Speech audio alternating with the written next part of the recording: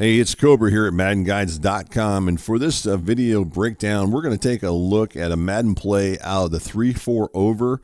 It's called Sting Pinch Zone, which happens to be probably one of my favorite defenses as far as bringing pressure on the quarterback. So I want to go ahead and break this play for you guys down. And let's go ahead and take a look at the offensive play that we're going to run this against, just so you guys are following along. You know where it's coming from. It's coming out of the iForm Pro. It's called curls. Obviously, everybody goes out as you're looking at your screen there. So again, it's going to find this out of the, if you follow along, you want to run this, it's out of the Browns playbook. And then, as I said before, on the defensive side of the ball, we're going to use the 3-4 over Sting Pinch Zone. You can find this in the Steelers playbook or pretty much any team on the defensive side of the ball that runs the 3-4 defensive scheme. So just keep that in mind. So I want to go ahead and get on the field here. And what I want to show you just real quick, I just want to go ahead and show you the coverages real quick. As you can see on your screen, you're going to have 5 defenders that are going to be playing zone coverage. And I know what you guys are thinking. Cobra, that's pretty loose and pretty, there's not a whole lot of defenders there. And it is. I mean, I'll be honest with you, they can hit the flats and kill you in the flats with this. Just keep that in mind. That's the downside of this. Maybe this is a defense you might want to run if it's, say, 3rd and 10, 3rd and 12, something like that, maybe 3rd and 8. I don't know if you'd want to run this on a first down, but certainly something you can run. And keep in mind, this might be something that you don't even want to run until they get inside that crucial zone, inside that 12 to 10-yard range where they get near your goal line. And then there's some other things you can do. We may just talk about that here in just a bit. But at any rate, just know that this defense definitely has some holes in it and flaws in it as far as the coverages go. But you can also get the double-edge pressure, and that's what I like about it. So what I want to do here is I want to go ahead and run this without making any adjustments at all. Just know that generally the right inside linebacker for the most case is the one, in most cases, is the one that's going to get the pressure if you don't make any adjustments. So what I'm going to do at this point, I'm just going to switch over to a lineman for now. And then what I want to do is I want to go ahead and run this, and I just want to show you guys what this defense will do without making any adjustments at all. And generally, as I said, typically it comes through the A gap between the center and the right guard from the right inside linebacker. The problem with that, it's kind of slow as far as getting the pressure. Even if you put a faster linebacker, it might not go quite as good. What some guys might do if they want to run this defense and don't want to get, don't want to do a whole lot, one of the things you can do if you want, I'm just going to go ahead and show it to you guys real quick. You can go ahead and slant the defensive line out. A lot of times that's going to create a bigger gap for your linebacker to get through. So that's something you guys can do if you don't want to do anything at all and you're running the league and you don't want to, maybe they don't allow you to move anybody. That's something you could do to get pressure. Just keep in mind, if you do that, you're not going to get the super fast pressure, but it does, get A gap. Technically, it does get A gap pressure. So that's what I wanted to show there. All right. So let's go in here and show you how to get the double edge pressure. So I want to do this right off the bat. One thing you do is you go ahead and take control of this linebacker right here, which is the one I'm in control of right now, which is the right inside linebacker. I just want to kind of walk you through and kind of go step by step here. So what you can do if you want, you can simply just move him up and where I'm at right now and stay in control of him if you want. It doesn't matter. It's up to you. And then you can go, if you do that, then you're going to get this edge pressure coming from the left outside linebacker. So let's go ahead and run it. You're going to get that edge pressure coming from left outside linebacker. That's one thing you can do if you just want to get one guy coming in and get him in pretty quick. So just move him up and do that. Another thing you can do is, again, you can go ahead and allow him to blitz and then drop him back into coverage if you can get him fast enough to drop, to add an extra defender. So as you look at it, what you're basically doing is you're moving him up into this gap here.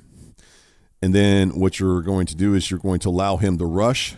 And then you're going to simply, once this linebacker gets into the gets past the right tackle, then you're going to drop him back into zone coverage to give yourself an extra defender.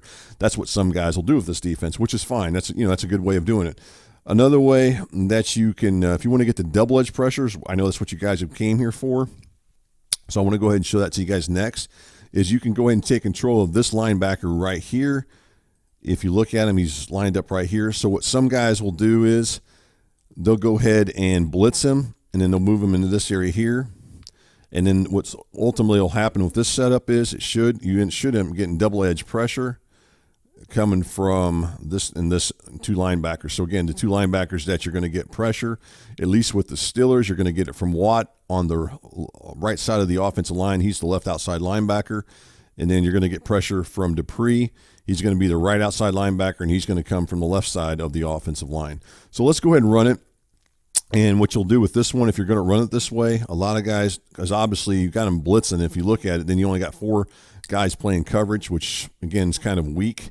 So what a lot of guys will do is they'll allow him to go ahead and rush. And then what they'll do is they'll drop him back into this area here a lot of times. So let's go ahead and run it and show you this. And then you can try to drop them back as fast as you can. Again, you get the double edge pressure, as you can see on your screen. You should be getting 2 guys. But what you're trying to do ultimately is drop him back. Now, hopefully he doesn't get sucked in like I just did, where I couldn't get off the offensive lineman. But you end up getting that double edge pressure, which is what I wanted to show. And then you're just trying to drop him back. At this point, I really should have been dropping him back quicker myself, but I didn't. But at this point, once those 2 linebackers get past the line of scrimmage, and everything looks good at this point here, then you should be dropping this guy back. Let's try it one more time just so I can show it to you. Maybe I can get it right this time. But that's what you're trying to do with this if you're going to go with this route. So make sure you bring this guy up. He has to come up within 4 yards of the line of scrimmage. That linebacker has to come up. The one right there, the one I'm in control of right now, he has to come up at least 4 yards within the line of scrimmage for this to work. And then you got to go ahead and bring him up. Go ahead and re-hot route him to blitz. And then you're just going to drop him back if you can, and like I just did there. So that's a good example of that, pretty good example of that if you look at it. Let's just see if we got that double edge pressure that we were looking to do. But that's what you're trying to accomplish. You're trying to get the double edge pressure. And you can see there's a double edge pressure as you look at it. So you're getting a double edge pressure, and then I'm dropping my guy back. You can see right there. I didn't get him real far back, but he could be in position if you look. He could be in position to take away those drags and short passes over in this area here. And as you look down to deep, you got some decent coverage here. They're not going to beat you deep on this, but there are obviously some flaws in the defense, as I pointed out. As you look at your screen, your quarterback here has all kinds of options to throw to here as you look at it. I mean, there's certainly holes in the defense, but the heat does come pretty quick. So just keep that in mind. All right, so I've shown you all this so far. Now I want to get to where I like to run it, because I've shown you multiple ways you can get pressure with this particular defense. And what I want to show you now from the pinch zone is how you can get some pressure by doing it like this. So we're going to do the same setup, pretty much what we've been showing. We're going to go ahead and bring this guy up, get him, inside that 4-yard buffer from the offensive line. This time we're going to take control of this guy. I am not going to hot route him to blitz. I'm just going to go ahead and put him in this area here. And then what I'm going to do, once that ball is snapped, I'm going to bring him this direction. So what's going to happen is you're going to see that the right tackle is going to look to block to the inside. And then at that point, I'm going to drop him back. And then I'm going to get the edge pressure, the double edge pressure from those 2 linebackers. You're going to get it from Watt and from Dupree off the edge, and that's what you're going to find here as I do this. So let's go ahead and run this. Keep in mind, I'm going to show you guys the controller. As far as what I do on the controller, you probably want to go about the 7 to 8 o'clock position, so you're going to want to go just kind of a little bit of a slant. It doesn't have to be too crazy, but just enough to do this. So let's go ahead and do this, and then you can drop him back, and then he's going to drop back in coverage. Now there I got caught up, but usually he doesn't get caught up, and just release him too. Let's go and do the same thing again here. I mean, it got a little bit too crazy on the controller when I did that. Let's go ahead and do the same thing. I want you guys to watch. Just go ahead and watch it, and you'll see what I'm talking about. And then just drop them back. And you end up getting that double edge pressure. And you can see on your screen as you look at it, we got the double edge pressure plus that guy dropped back. The cool thing is once you release him, he's going to drop back, and then you can take control of whatever guy you switch to. That's who you can take control of when they do the blitz. So right there you can see there's the pressure coming off the edge. And then ultimately, it's actually kind of getting blocked at the last second, but it was definitely there. Let's do it one more time here. Same setup. Just move him inside a little bit and then bring him over. And we'll do the same thing again here, guys. Same setup. And there's the edge pressure, the double edge pressure that we got. So you can see that's definitely going to come in, and you can definitely get it pretty quick. And that's the nice thing about this setup. If we go back into instant replay, you're going to see the pressure coming off that edge. There's the pressure. And then you can see that I'm dropping my linebacker back. Or actually, in this case, it's going to be this linebacker is going to drop back. And you can see right there as you look, there's the pressure. And then you can also see there's the coverage is right there I've got. So I've got some decent coverage. Still got all 5 guys dropping back. Obviously, the outsides, as I mentioned earlier, The flats are still open, doesn't matter what you do on that. So just keep that in mind. You can definitely get pressure with this one, and it's you know, a defense that I like to run. And I know I just mentioned earlier about hitting that 7 or 8. You might want to go more towards the 8. When I did it on that one, I was going more towards the 8 if you think about the clock. Even a 9 o'clock position might work, but definitely hit the 8. Maybe if you do the 7, you're going to get caught up. So try to do about the 8 or 9, somewhere in that area there as far as on the controller, as far as with that linebacker. All right, so what I want to do is I want to continue on with this real quick. Actually, one other thing I wanted to show while still in this particular formation. Let's just go here and go into a let's go into the same defense that we've been running as far as the sting pinch zone. But on the offensive side of the ball, I want to go into a gun formation, just show you something. For example, the bunch formation would be a really good example of something you might be able to run this against and have some success. So here's the bunch. Let's go ahead and move this guy over. Same setup as been showing here. You're going to take control of this guy. He's already moved up for me. So what I'm going to do is I'm just going to go ahead and bring him in, and I'm still going to get that double edge pressure. So that's the nice thing about that. And that's against a shotgun formation, so you're going to get some pressure off both edges, and you're going to still get some decent coverage in the, you know, as far as what the coverage goes. And then I'm going to show you a couple more things here in a second. So there's the pressure again. And if you look, we've got 5 guys dropping back, and we got nice coverage. If you think about one of the things I did want to point out here with this, now you can go back to where I talked about earlier about hot routing this guy to blitz and then basically allowing him to blitz and then dropping him back. Or you can do what I showed here, where you bring him up here and then you drop back. If you look, it's about 2 yards difference as far as how many steps he has to take to get the pressure on the quarterback. So he's going to get there a little quicker by just bringing him up to the line of scrimmage already and doing what I'm showing versus just hot routing him to blitz. Because also the other thing is you have to stay in control of him the whole time. You cannot switch off to another, like one of the outside linebackers who are bringing the pressure off the edge.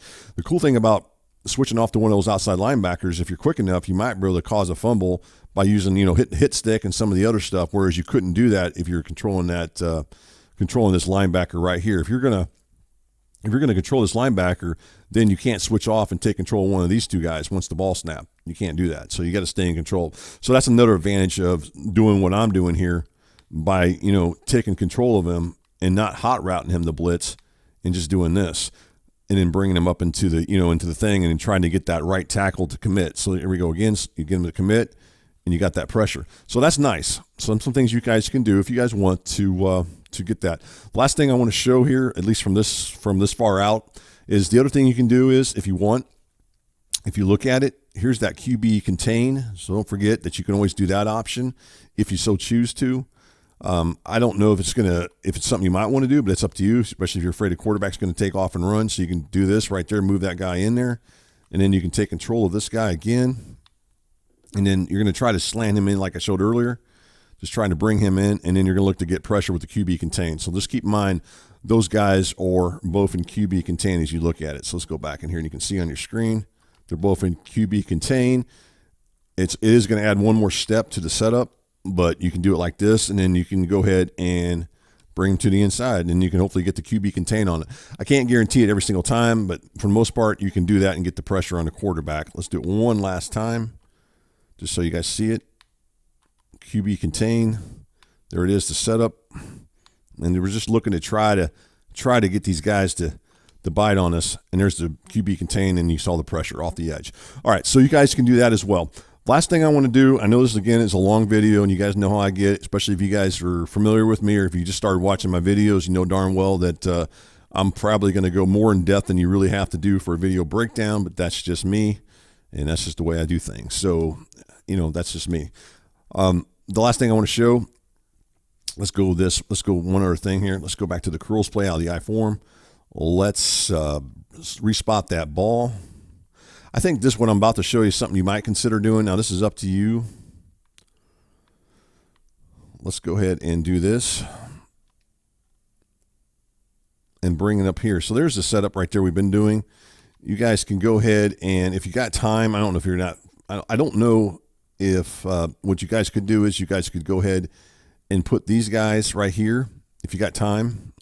Again, I don't know if some of you guys are going to want to do this, but this is really kind of I guess you probably may not want to do this as much, especially if it's inside here. But if you this is something you guys can do if you think about it. It's up to you guys.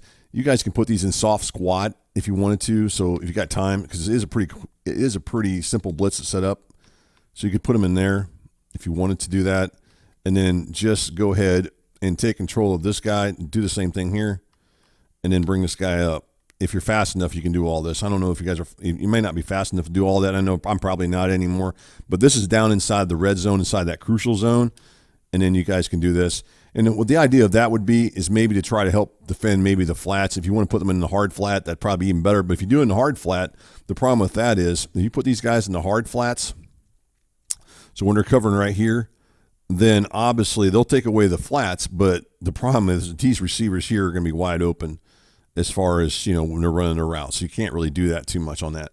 But anyway, I just want to show you give you guys some food for thought, and as far as some different things you guys can do with the 3-4 over sting pinch zone that you can run. The 3-4 over, as I said, the sting pinch zone is one of my favorite defenses as far as bringing pressure on a quarterback.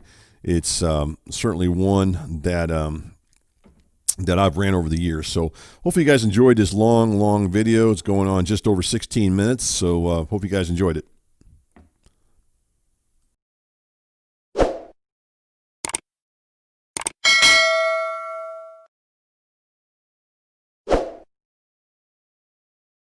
Hey Madden gamers, if you enjoy this Madden video or any other video, please subscribe to the Madden Guides YouTube channel. And as always, thanks for watching and for your support.